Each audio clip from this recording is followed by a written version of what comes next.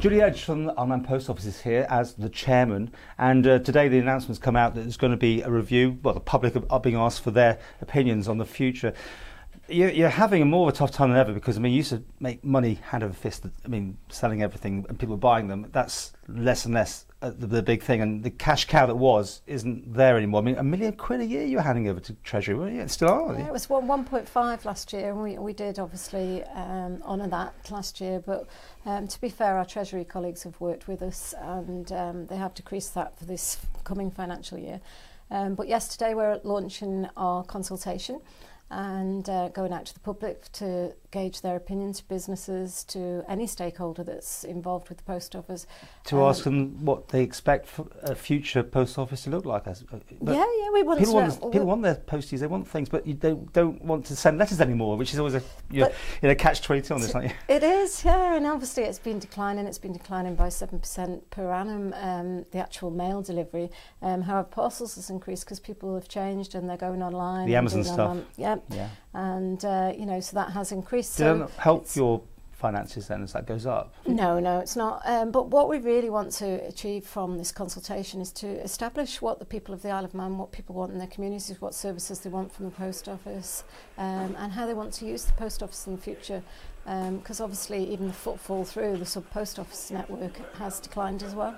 Let's just get this right. I mean, you own the main post office, right? But sub-post offices are run by people under a sort of license agreement with you. I mean, you don't own those, do you? They own them, and no, they own their own premises, and they provide. But you pay them for the it. Counter services, and they get a community payment for providing that counter service for Isle of Man Post Office. And over the years, they've cut back. There's been less and less of those. Machines have gone into supermarkets, that sort of thing. Into some of them, yes. We've used the kiosks, and they are successful in some places, but we need to establish from the people of the island, and I really do hope that everybody gets involved.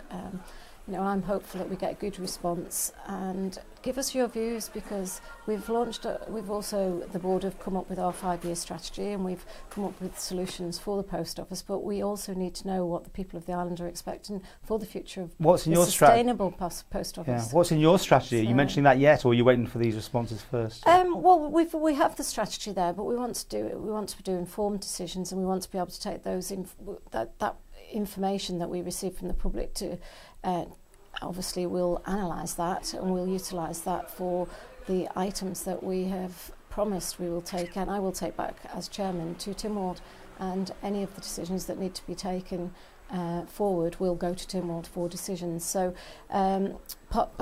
one of the questions will be with regards to whether it's a 6-day-a-week delivery, or do we change that for the future? But a decision like that, I will always make sure that I have my colleagues in Tynwald on board, and they can make that decision. All I hear here is, and you call it like the bleeding obvious, people obviously want 6-day deliveries, but they don't, and back to this whole thing, you can't afford to do that when there's not enough churn rate of mail to send through your letterboxes. I mean, you're going to hear what people expect you to. They'll want the best, but you don't want to pay for it. Yeah, and that's like with every whatever model you come up with, people will want the gold star service, but then it's down to us as a board to make sure we've got a sustainable. What we don't want to do is to be going to Treasury to ask for them to be providing a subsidy to the post office. We want to remain financially responsible, and the way to do that is to consult with all your stakeholders and to come forward with the right strategy for the way forward to make sure that we go back into a profitable organisation as soon as possible. You use emails, we all use emails, but big companies, even on the Isle of Man, Manx companies are now charging extra if you want a paper sort of statement through the letterbox. They're throwing you down this email route. This again must hit you massively when you've got these big clients that pull out. It does. And obviously the post office we have diversified into other areas.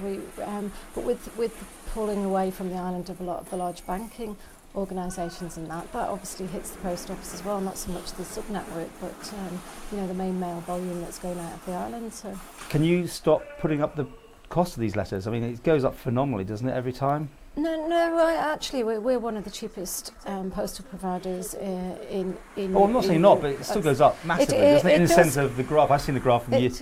It does go up, but I know some people will say, if you put the price of a letter up, people will stop using it more. It is still a an affordable means of getting a personal letter or information that you need to get to wherever you wish to get it. We've just actually had a question with regards to the price of sending mail off the island. So there has been, that was for Tynwald, and we've just answered that.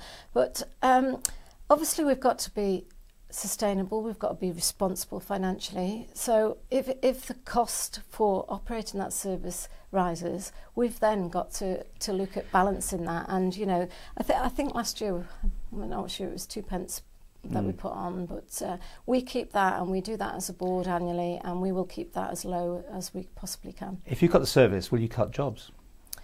At the moment, you know, we haven't said there's going to be any change there. We are looking at all of the options. We're looking at efficiencies and effective ways forward for the whole business, not just, you know, one element, which would be, people say, the posties. Posties are a valuable resource to an awful lot of people on the island. They're out in the community. But if you cut back deliveries, there would be cutbacks presumably somewhere down the line. There has to be, surely. I mean, that's why you're doing it, because you're cutting back to save money. Yeah, but if you're actually rebalancing your business, you don't always have to make cuts in the places that people would think are the most obvious. When you're doing a rebalancing exercise of your business, and if parcels are going up, there's opportunities there for, you know, that there'll be extra employees required if parcels are increasing. But we need to look at it responsibly as a board and come back to Tynwald with what we've had back, the response from the public, which I think the closing date is 2nd of October, and I really do encourage everybody to get involved, because without that information, we want to be able to make informed choices. And when do you make your informed choices? Well, obviously we'll analyse it from there, and we'll be reporting back to Tynwald shortly afterwards. But you'll have the painful position to implement the changes. And it's, I mean, I use the word painful because it can't be anything but. Somewhere along the line, there's cuts. Wherever you look at it, you're saying you can't sustain the service as it is. And I think that people on the island will appreciate that the board are going to do the right thing for the people, and to make sure that that's not going to be a subsidised service by the taxpayer.